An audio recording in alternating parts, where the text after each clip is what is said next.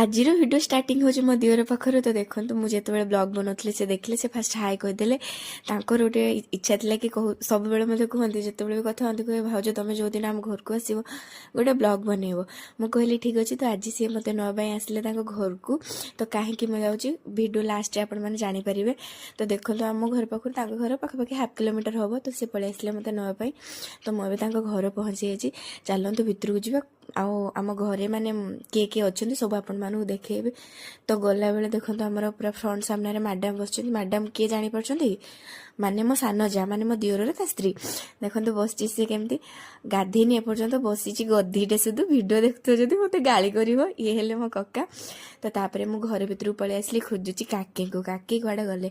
ତ ଏଇଟା ହେଲା ତାଙ୍କ ଘର। ତ ପଚାରି କାକି କାକି ଡାକିଲି। ତ କାକି କହିଲେ ମୁଁ ରୋଷେଇ ଘରେ ଅଛି, ତୁ କ'ଣ କରୁଛୁ ମୋ ଏମିତି ହାଲତରେ? ମୁଁ କହିଲି କିଛି କରୁନି, ତମେ ବାସ୍ ଅନେଇଥାଅ। ତ ପଳେଇ ଆସିଲି ଏବେ ବେବି ପାଖକୁ। ମାନେ ମୁଁ ଆସିବାର କାରଣ କି ଆମର ଗୋଟେ ନ୍ୟୁ ମେମ୍ବର ଏଡ୍ ହେଇଛି, ମାନେ ମୋ ଦିଅରଙ୍କର ଗୋଟେ ପୁଅଟେ ହେଇଛି।